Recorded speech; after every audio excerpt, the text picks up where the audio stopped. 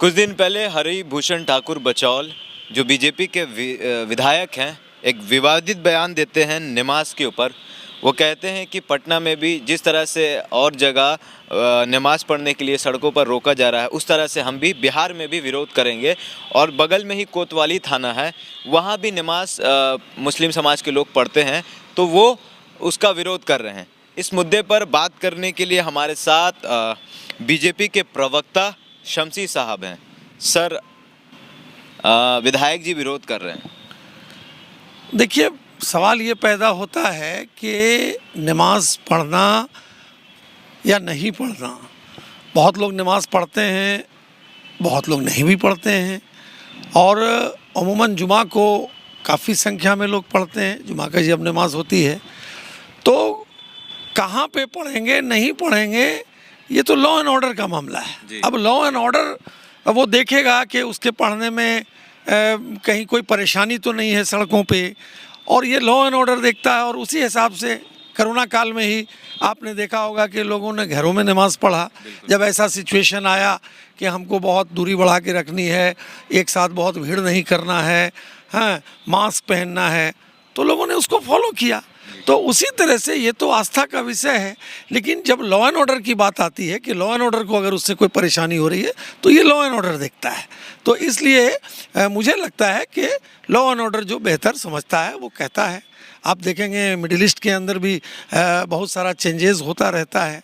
तो इसलिए इसको कोई इशू बना करके मुझे लगता है कि ये कोई ऐसा विषय नहीं है, ये आस्था का विषय है। हम मस्जिदों में पढ़ें, हम मंदिरों में पढ़ें, हम घरों में पढ़ें। और कभी कभी तो सिचुएशन आपने देखा ही कि कोरोना काल में क्या हुआ। कोरोना काल में तो सारे मस्जिद, मंदिर, गुरुद्वारे सब के सब बंद हो गए थे। लोगों ने घरों में नमाज पढ़ा, पूजा किया, पद्धति किया, वगैरह वगैरह वगैरह। तो इसलिए ये मामला पूरी तरह से जो है कि लॉ एंड ऑर्डर देखता है कि रास्तों में क्या उसको दुश्वारी हो सकती है, पर्व त्यौहार में उसको क्या दुश्वारी हो सकती है, इलेक्शनों में भीड़ लगने से क्या दुश्वारी हो सकती है। तो इसलिए वो देखता है, और जो नियमानुकूल होता है उसके आधार पे काम होता है।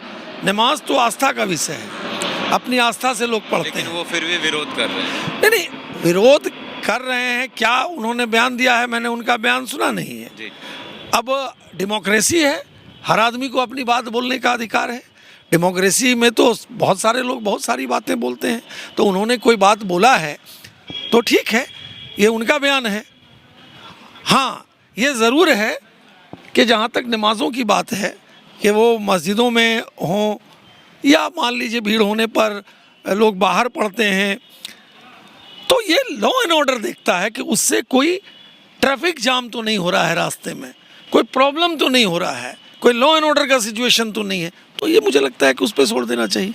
जैसे और भी कई पर्वों में पंडाल लगता है तो उस समय इस चीज़ को देखा नहीं जाता है, सिर्फ एक मुस्लिम समाज को टारगेट करना। नहीं, ऐसा नहीं है, मुझे नहीं लगता है। बहुत बार ऐसा हुआ है कि रूट बदल दिए जाते हैं। आप देखेंगे कि हिंदुओं के भी जब बहुत सारे त्यौहार होते हैं तो त्योहारों में जो प्रतिमा का रूट होता है, अगर लगता है कि उस रूट से कोई प्रॉब्लम है तो प्रशासन देखता है कि अगर इसको चेंज कर देते हैं तो वो चेंज भी होता है। तो ये कोई ऐसा इशू नहीं है कि इस पर बहुत ज़्यादा नहीं, मैंने क्या कहा कि ये कोई ऐसा इशू नहीं है। बहुत कुछ हम लोगों को अच्छे से चीज़ों को किस तरह से प्रशासन अपने ढंग से उसको देख करके, स्टेट गवर्नमेंट देख करके या ज़िला पदाधिकारी हैं वो देख करके वो अपने हिसाब से करते हैं। और सैकड़ों बार ऐसा हुआ है, बड़े बड़े त्योहारों में हुआ है। धमकियाँ भी मिल रही है उनको, बाहर से कॉल आया था, धमकी मिल रही है आउट ऑफ इंडिया से। देखिए, बाहर में तो पाकिस्तान की खुफिया एजेंसी के लोग लगे हुए हैं, और खुफिया एजेंसी के जो लोग लगे हुए हैं तो उनकी तो कोशिश आतंकवाद पे रहती ही है कि भारत को किस तरह डिस्टर्ब करें। लेकिन यह सरकार, ये वो सरकार है जो सबका साथ, सबका विकास और सबके विश्वास पे बर्दाश्त करती है। तो ये जो लोग भी आतंकवादी हैं या जो लोग भी हैं, और वो जांच में आता है कि वो कौन लोग हैं, तो पाकिस्तान की बात कर रहे हैं, आपको कैसे पता पाकिस्तान से कॉल आया? नहीं, पाकिस्तान से कॉल आया, मैं नहीं ये कह रहा हूँ, इस चीज़ को बता रहे हैं। नहीं, पाकिस्तान की खुफिया एजेंसी सब लोग जानते हैं ना। पाकिस्तान की खुफिया एजेंसी ISI है। तो अब कहाँ से आया, ये तो जांच का विषय है ना। जांच होगा कि कहाँ से आया, क्या आया, तो ये तो देखेगा प्रशासन, देखेगा पुलिस देखेगी। और ये तो तय बात है कि वो लोग जो बाहर के लोग हैं, पाकिस्तानी लोग हैं या उनकी खुफिया एजेंसी है या टेररिस्ट हैं, वो चाहते हैं बिहार के अंदर, देश के अंदर कुछ इस तरह का जो है हम अनरेस्ट पैदा करें, लेकिन वो चलने वाला नहीं है अनरेस्ट। इसलिए कि यह सरकार जो है, ये सरकार पूरी मजबूती के साथ चलने वाली सरकार है। वन नेशन वन पीपुल, इस आधार पर चलती है। और जो भी लोग, आपने देखा कि आज दुनिया के अंदर में भारत का डंका बजा है, दुनिया के अंदर में हमारे देश के यशस्वी प्रधानमंत्री ने दुनिया को एक संदेश दिया है। योगा क्या था? योगा आज पूरे दुनिया के अंदर कहाँ से शुरू हुआ? योगा भारत से शुरू हुआ। योगा आज लोग उसको फॉलो कर रहे हैं, दुनिया की दूसरी कंट्री योगा को फॉलो कर रही है, इसलिए कि वो देख रहे हैं कि आज योगा से हमको किस तरह का फायदा है। सबका साथ सबका विकास की बात कर रहे हैं, हम अब निजीकरण पर आएंगे।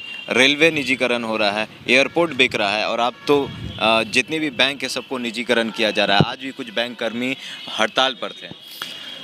देखिए, हड़ताल करना, आंदोलन करना, ये लोगों का काम है। जो ट्रेड यूनियन के लोग होते हैं वो करते हैं अपनी मांगों को मानने के लिए।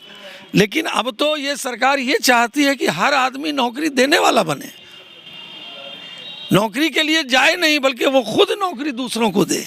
इतना ज़्यादा लोगों को जो है अब डेवलपमेंट का काम हुआ है, और उस डेवलपमेंट में सरकार ने इतना जो है ख़ास करके नई नई चीज़ें जो हैं यूथ्स के लिए दी हैं, अपॉर्चुनिटीज़ दी है। तो उस अपॉर्चुनिटीज़ के आधार पर अब जो लोग हैं, आम जनता को काफ़ी नुकसान पहुंचेगा इस चीज़। नहीं, कैसे कह रहे हैं आम जनता? 1969 में इंदिरा गांधी ने जो भी प्राइवेट बैंक था, जो प्राइवेट लोगों के हाथों में था, उसको वहां उनसे छीन कर 1969 में राष्ट्रीयकरण किया। लेकिन अब देखा जाए तो फिर 2021 में मोदी जी पूंजीपति को हाथ में डाल रहे हैं। देखिए, इस देश को बहुत नीचे लाने में, वोट बैंक की राजनीति करने में, और जिस तरह से आपस में देश के अंदर टुकड़े टुकड़े गैंग हो गए हैं, कांग्रेस का बहुत बड़ा हाथ है। और कांग्रेस ने इसी पॉलिसी को आज यहाँ के यूथ्स, देश के यूथ समझ गए हैं कांग्रेस की पॉलिसी को। इसलिए कांग्रेस ने जो बर्बाद किया है और कांग्रेस के चलते जो नुकसान हुआ है, उसकी भरपाई करने में मुझे लगता है कि बहुत समय लगेगा। कितना समय लगेगा सर?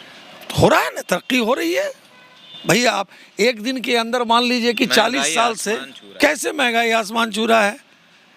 सब कुछ निजीकरण। नहीं, मैंने क्या कहा? आरक्षण खत्म हो रहा है सर, देखिए, नौकरियां नहीं मिल रही। आप कैसे कह रहे हैं नौकरियां क्या समझते हैं आप? सरकारी ऑफिस में नौकरी को नौकरी कहते हैं, प्राइवेट को नौकरी नहीं कहते हैं। नौकरी का क्या मतलब होता है कि जो सरकारी कार्यालय में काम कर रहे हैं वही नौकरी है। प्राइवेट सेक्टर में भी तो लोग काम कर रहे हैं, मास स्केल पे काम कर रहे हैं, बड़ी बड़ी इंडस्ट्री बन रही है, और खुद अब जो है नौजवान खुद अपने हाथों से जो है रोज़गार देने वाला बन रहा है। तो आपको ये समझना होगा कि ये जो माइंडसेट है कि केवल सरकारी नौकरी ही नौकरी है, ऐसा नहीं है। प्राइवेट सेक्टर्स में होते हैं, प्राइवेट नौकरियां होती हैं, खुद से लोग रोज़गार पैदा करने वाले होते हैं। और आज है उस दिशा में देश काफ़ी आगे बढ़ा है, काफ़ी आगे बढ़ा है। आत्मनिर्भर की आप बात कर रहे हैं? बिल्कुल आत्मनिर्भर है, सब लोग आत्मनिर्भर हो रहे हैं, युवा आत्मनिर्भर हो रहा है, हम दूसरे पर डिपेंडेंट नहीं हो रहे हैं। सड़क पर आत्मनिर्भर बिहार हो रहा है, आत्मनिर्भर भारत हो रहा है। और अब तो ये है कि जन जन की पुकार हो गई है, और जन जन की पुकार है कि आत्मनिर्भर हमारा देश होगा, आत्मनिर्भर बिहार होगा। और उसी दिशा में देश के यशस्वी प्रधानमंत्री ने लोगों को आत्मनिर्भर बनाने का संकल्प लिया है, और पूरी तेज़ी के साथ उस पर वो कामयाबी हासिल कर रहे हैं। चलिए, ये थे हमारे साथ शमसी साहब, बीजेपी के प्रवक्ता, और इनका कहना है कि जो नमाज पर टिप्पणियां हो रही है, विधायक जी ने जो कहा है वो लॉ एंड ऑर्डर देखेगा इस चीज़ को। हालांकि माननीय मुख्यमंत्री जी ने एक बढ़िया सॉफ्ट कॉर्नर अपनाया है, और उन्होंने कहा है कि हमारे लिए सब एक समान है। दूसरी तरफ हमने निजीकरण की बात की, तो इस शमसी साहब ने कहा कि ये इससे देश को ही लाभ होगा और देश आत्मनिर्भर बनेगा। काफ़ी कुछ कहा इन्होंने, वीडियो में देखिएगा। वीडियो कैसा लगा कमेंट बॉक्स में ज़रूर बताइएगा। अगर आप हमारे फेसबुक पेज पर हैं तो लाइक करिए, अगर आप हमारे यूट्यूब चैनल पर हैं तो सब्सक्राइब करिए। कैमरा पर्सन केशव के साथ मैं हूं अमान, धन्यवाद।